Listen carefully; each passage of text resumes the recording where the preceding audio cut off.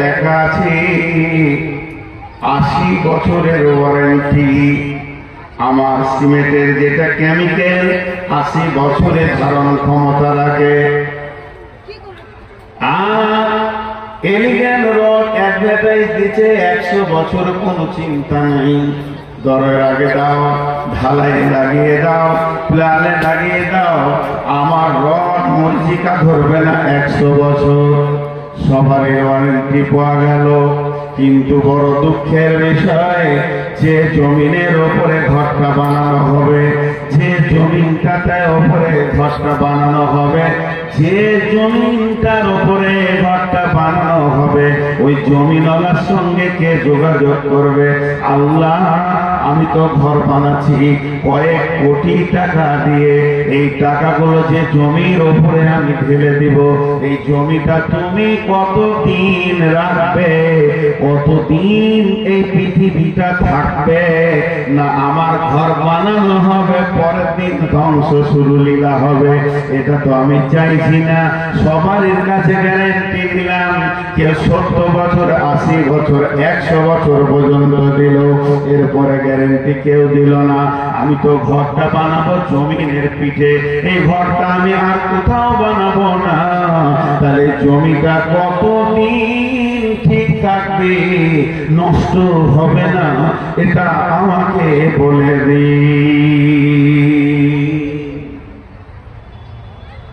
এটা আমাকে বলে দেন। কে দিবে ওয়ারেন্টিটা? কে দিবে? কোন মৌলবি দিবে না মুফতি দেবে? ওয়ারেন্টিটা কে দিবে? কোন মুহাদ্দিস দেবেন না মাদানি দেবেন?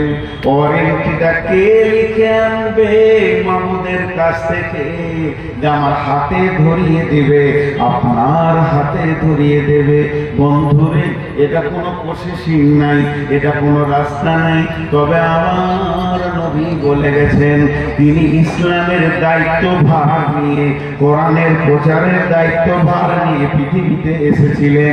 এই উম্মতের যিনি দায়িত্ব নিয়ে এসেছিলেন, তিনি বলে দিয়েছেন, উম্মত রে, তুমি এই পৃথিবীতে কতদিন থাকবে? উম্মত রে, তুমি যে ঘর বানাবে তো কতদিন থাকবে?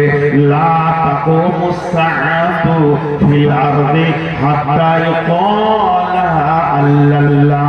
পৃথিবী ধ্বংস হবে না, কিয়ামত কায়েম হবে না, এখানে জালজালা হবে না, ভূমিকম্প হবে না, বাড়ি ঘর ভাঙবে না, রোড নষ্ট হবে না, হাওয়া বইবে, নদী বইবে, হাওয়া চলবে, মৌসুম চেঞ্জ হবে, জমিন ফসল দিবে, জমিনের কাজ জমিন করবে, রেল চলবে, প্লেন উড়বে, বাস রোডে চলবে, সব নিজাম ঠিক থাকবে। সূর্য উঠবে ডুববে, চাঁদ উঠবে ডুববে, এতদিন সব ঠিক থাকবে। কতদিন? বিশ্বনবী বলছেন, যখন এই মাটিতে একটা আল্লাহওয়ালা থাকবে।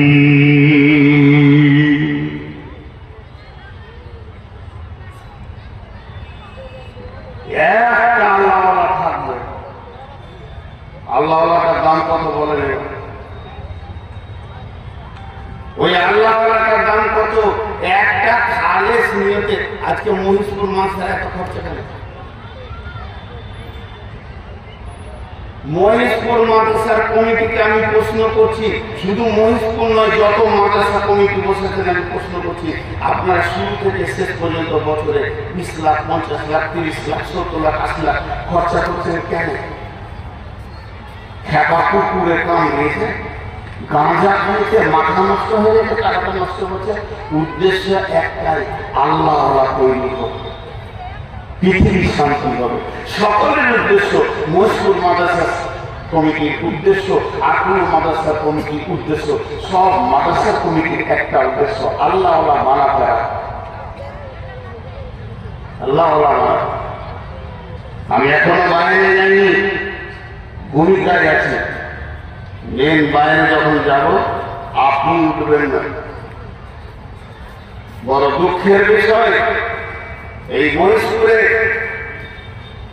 এবার নিয়ে 3-4 বার আসা হয়ে গেল। যতবার এসেছি লোক ভালো পেয়েছি, যতবার এসেছি কমিটির ব্যবহার ভালো পেয়েছি, আজও পেয়েছি। কিন্তু দুঃখের বিষয় শেষ পর্যন্ত আপনারা থাকতে পারবেন না, আর আমি আগামী বছরে বাঁচবো কিনা জানি না। এখন আমি কথা বলছি, আজকে বিরাট টেস্ট করে কথা বলছি, 506 সুগার আমার, পানিটা এমনি খেয়েছি না, জিভ শুকিয়ে যাচ্ছে, তারপরও কথা বলছি। আপনারা একটু শুনে নেন, আমিও চলে যাব। আল্লাহ নবীকে ঘন ঘন প্রশ্ন করা হতো, উল্টা পাল্টি প্রশ্ন করা হতো। কোরআনের ভিতরে আছে, আল্লাহ সূরা নাহলে বলছেন, আম্মা ইয়াতাসাআলুন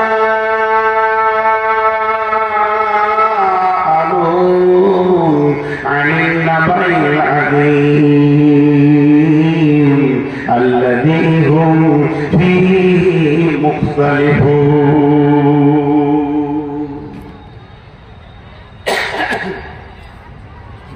কিছু বলছিলেন দেখি?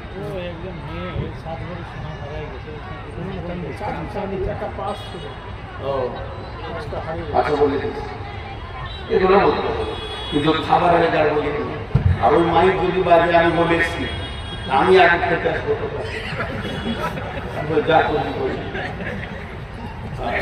আপনারা বক্তা চয়েস করতে পারেন না, আমার মতো খরচটাকে নিয়ে গেছেন। একটা মহিলা আমাদেরই বোন, মা বোন সব,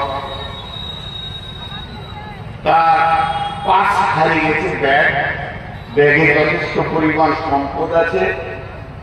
যদি আপনি পেয়ে থাকেন, ফেরত দিলে নেকি পাবেন। তার ব্যাগে যথেষ্ট পরিমাণে সম্পদ আছে, যদি আপনি পেয়ে থাকেন ফেরত দিলে নেকি পাবেন।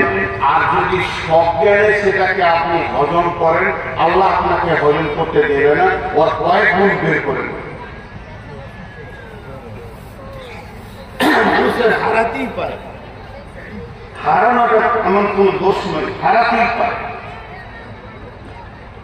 আপনি যদি সব গেলে সেটাকে হজম করেন,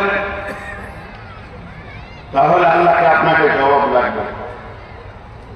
আরেকবার বলছি, আম্মা ইয়াতাসাআলুন।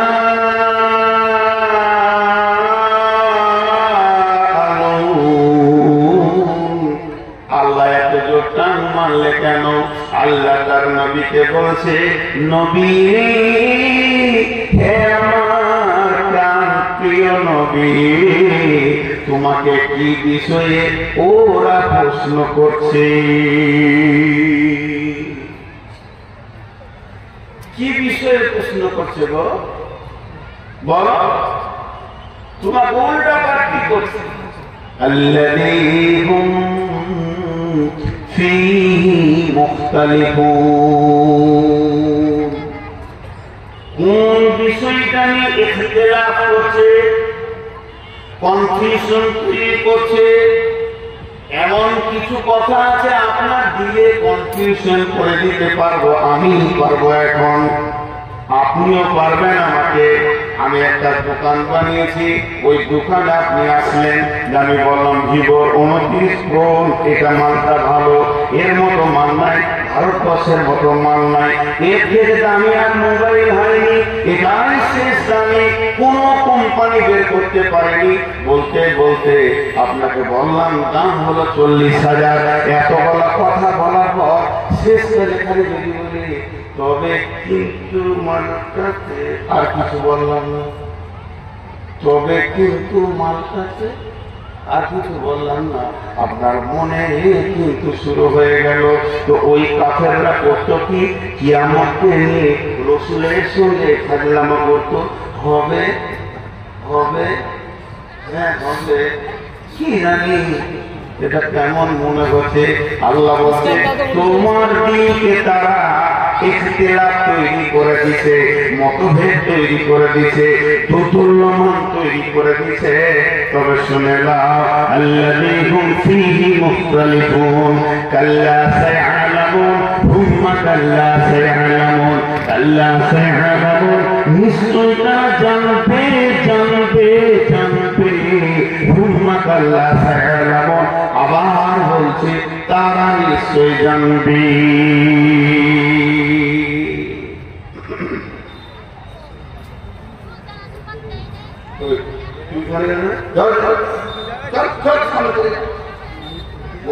একবার চলেছে দিদির কাছে, পর্দা বলে খুশি নেই, পর্দা পড়লে চলে ঘিরে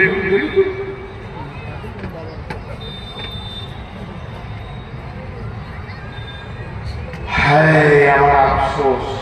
সবাই একবার বলেন আলহামদুলিল্লাহ, সবাই বলেন আলহামদুলিল্লাহ, তোমার ভালো লাগবে। কিন্তু এই কথাকে বসাতে পারলাম না। ওরা মানুষ না গরু না ঘোড়া না গাধা না তার থেকেও নির্দিষ্ট কোন মাছ, এরা বসছিল চামড়া যে কত মোটা।